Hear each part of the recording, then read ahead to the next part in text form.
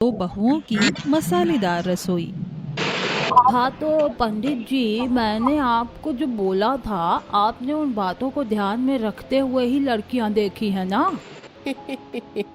अरे जी जी हाँ विमला जी, एकदम जो आपने कहा था उन सभी बातों को ध्यान में रखते हुए ही मैंने लड़कियां देखी हैं। दोनों लड़कियां बहनें हैं और बड़ी ही संस्कारी और अच्छी हैं। मैं आपको तस्वीर दिखाता हूँ। गांव की लड़कियां हैं, ये देखिए। ये बात, ऐसी ही तो बहुएं चाहिए थी।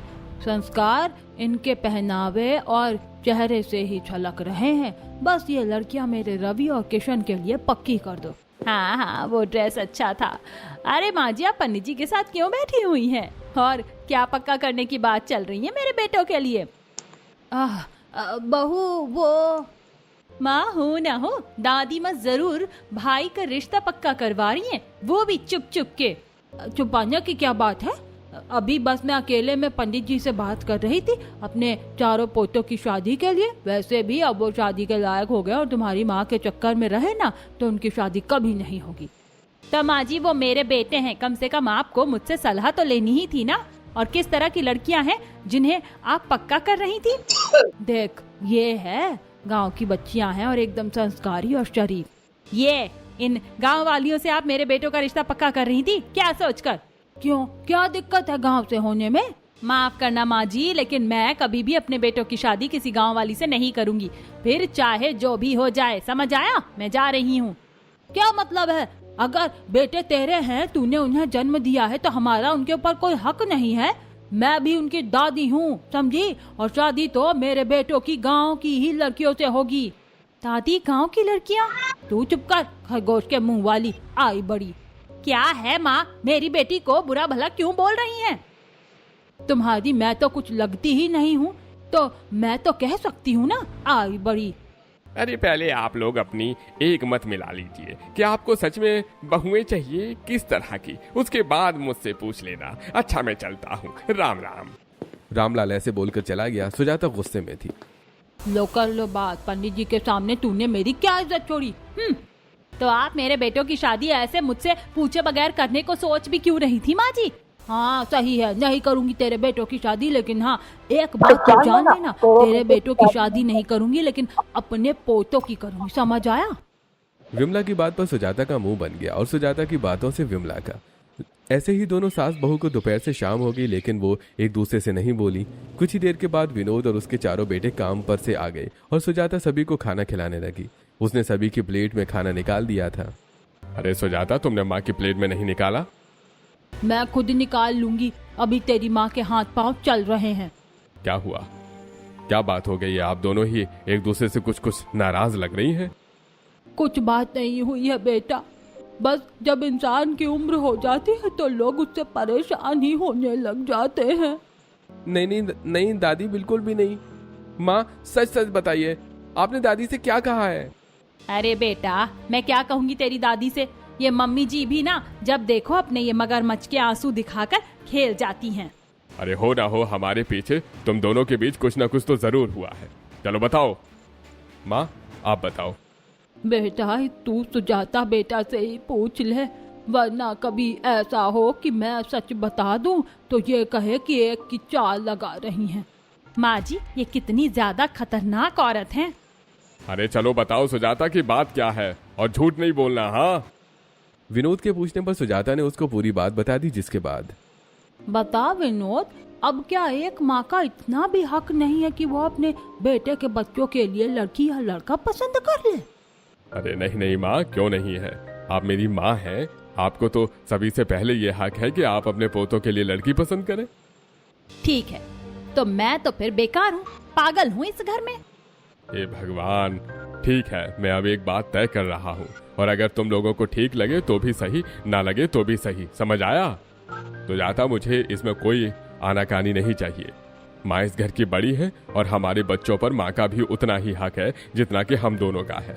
इसलिए बड़े बेटे रवि और किशन के लिए लड़कियां माँ ही पसंद करेंगी। और बात रही संजय और सोनू की, तो उनके लिए शहर की मॉडर्न लड़कियां लाना, उससे माँ आपको कोई दिक्कत नहीं होनी चाहिए।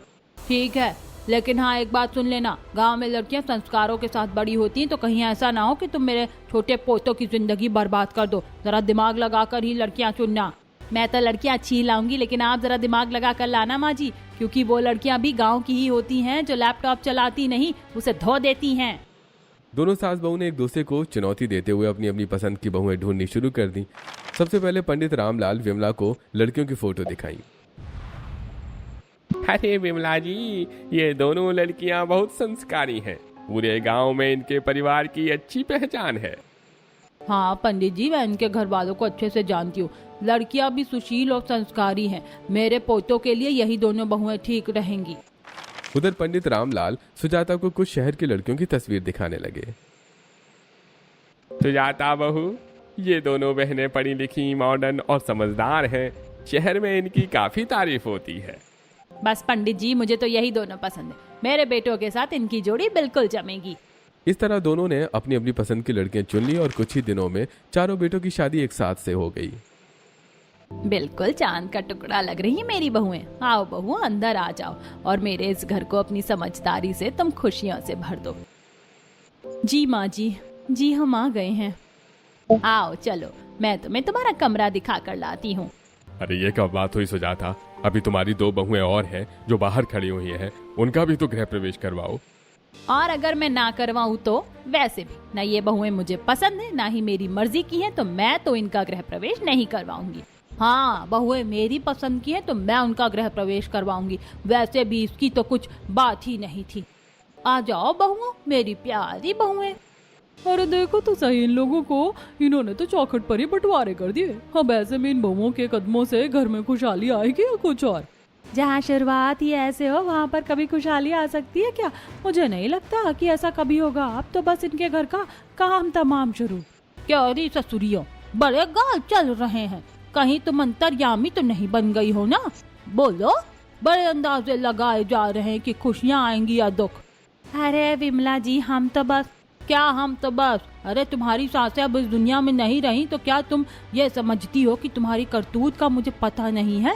अपनी सासों को तुमने खून के आंसू रुलाया था और बात करती हो दूसरे घरों में खुशी की। विमला काकी, आप हमारी सास की उम्र की हैं, इसीलिए आपसे कुछ नहीं बोल रहे हैं, लेकिन इसका ये मतलब हरगिज नहीं है कि आप हमें कुछ भी कहेंगी जो भी आपके मुंह में आ रहा है। हाँ ही बड़ी। सुषमा और गंगा ऐसे ही गुस्से में चली गई, जिसके बाद देखो तो सही, हाँ ही बड़ी मुझे आंखें दिखा रही हैं। अरे अरे, खुश रहो बहुओं, खुश रहो। भगवान तुम्हें सदा सुखी रखे। बस यही तो संस्कार चाहिए थे। रवि किशन, जाओ बेटा, अपनी पत्नियों को कमरे में ले जाओ, थकी हुई हैं, कल सुबह को बड़े काम करने हैं। जी दादी। आओ सिया, चलो चलते हैं। अरे बहुएं अच्छी हैं, मेरे बेटे भी खुश हैं। माँ, आपकी पसंद सच में लाजवाब है। विनोद को दिखाई दे रहा था कि उसकी माँ ने किस तरह की लड़कियां उसके बेटों के लिए पसंद की थी।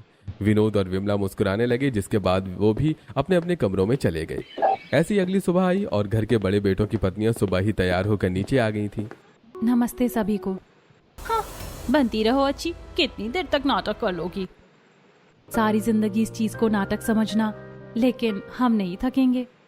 सोनल की बात को सुनकर किंजल ने